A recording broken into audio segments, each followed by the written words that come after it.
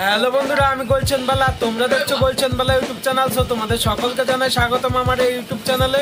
বন্ধুরা, আমি আজকে আরেকটি নতুন চেনের ভিডিও নিয়ে তোমাদের সামনে হাজির হয়েছি। তো আমি এই চেনটি কিভাবে তৈরি করছি সম্পূর্ণ ডিটেলসটা তোমাদের সামনে তুলে ধরছি। যদি আমার এই ভিডিওটি তোমাদের ভালো লেগে থাকে অবশ্যই চ্যানেলটিকে সাবস্ক্রাইব করে এবং একটি লাইক করে আমার পাশে থেকো।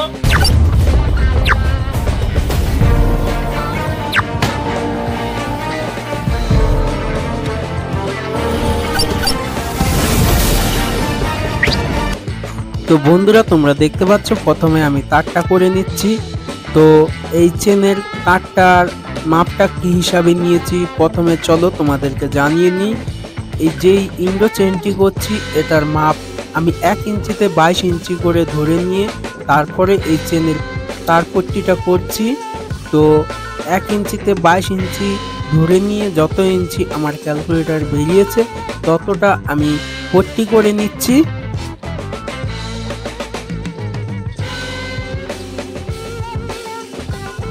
তো বন্ধুরা, আমার পট্টি করা হয়ে গেছে। তো পট্টিটা আমি যত ইঞ্চি ফিনিশ হয় তার থেকে কম রেখেছি, 2.5 হাত আর 11 গেজের করে নিয়েছি, করে বটিয়ে নিচ্ছি পট্টিটাকে।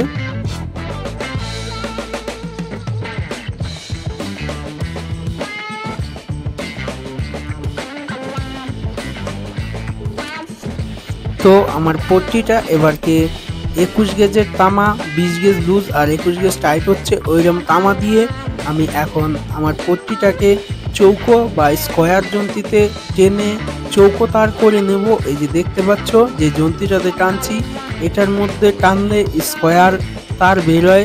তো এই তারটা দিয়ে আজকে আমার চেনটা হবে। তো কিভাবে করছি চেনটি দেখতে থাকো। তো আমার তার টানা হয়ে যাওয়ার পরে আমি এই সলাইগুলোর মধ্যে স্প্রিংটা করে নিয়েছি। তো প্রথমে ওই সলাইগুলোর মধ্যে আমি তামা দিয়ে স্যাম্পল করে দেখে নিয়ে তারপরে ওই সলাইগুলোর মধ্যে এই স্প্রিংগুলো জড়িয়েছি। তো একটা একটা করি এরকমভাবে সবগুলো করি সোল্ডিং করে নিচ্ছি।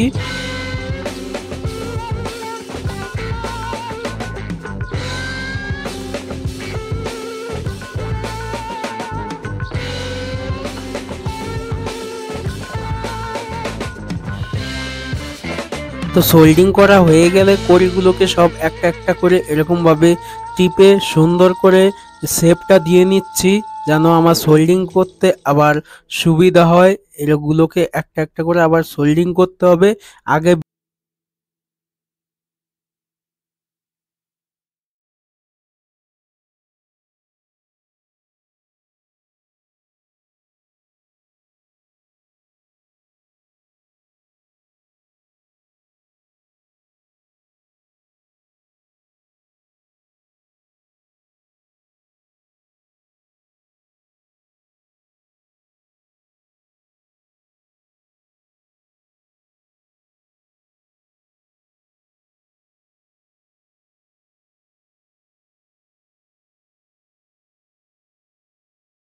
তো ওই চৌকো করে শেপ দেওয়া কড়িগুলোকে এরকম ভাবে একটা একটা করে সোল্ডিং করে তারপরে এরকম দুটোকে সোল্ডিং করে আমি একটা করে বক্স তৈরি করে নেব এবং এই বক্সগুলো দিয়েই পরবর্তী চেনটা আমার হবে।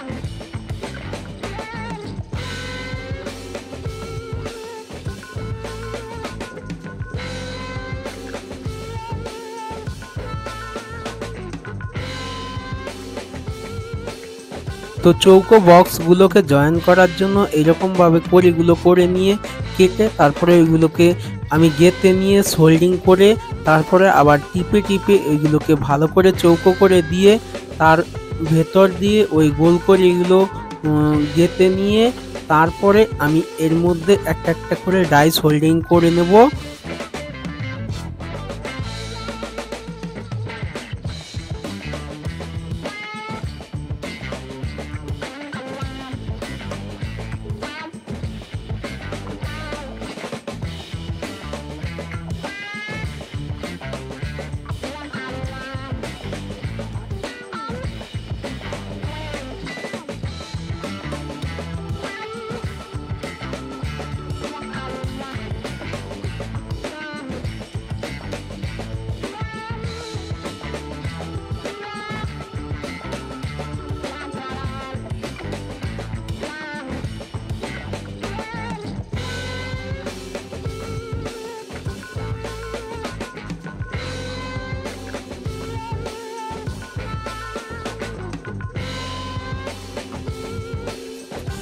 তো বন্ধুরা আমার চেনটি ডাইস হোল্ডিং করে নাইটিক করে তারপরে দেখতে পাচ্ছ রেডি হয়ে গেছে। এখন এটার মধ্যে টোপা আর গোট লাগিয়ে তারপরে আমি এটাকে পালিশে পাঠিয়ে দেব। তো পালিশ থেকে আসলে তারপরে ভর্তি ভিডিওটা তোমাদের সামনে তুলে ধরছি। তো এখন আমার এই কাজটা তোমাদের কাছে কেমন লাগলো অবশ্যই কমেন্ট করে জানিও। আর যদি ভালো লেগে থাকে অবশ্যই চ্যানেলটিকে সাবস্ক্রাইব করে আমার পাশে থেকো, কারণ তোমাদের সাপোর্টেই আমি এই ভিডিওগুলো বানাচ্ছি। তোমরা যদি সাপোর্ট না করো তো এই ভিডিও বানানোর আগ্রহটাও আমার একটু কমে যায়। তো তোমরা আমাকে অনেক অনেক পরিমাণ সাপোর্ট করো। তোমাদের সামনে এরকম অনেক অনেক চেনের ভিডিও নিয়ে আসবো, তুলে ধরবো, বা তোমাদের সমস্যা থাকলে তোমরা বলবে। অবশ্যই আমি যতটা পারি তোমাদের বুঝিয়ে দেওয়ার চেষ্টা করব আমার সামর্থ্য অনুযায়ী।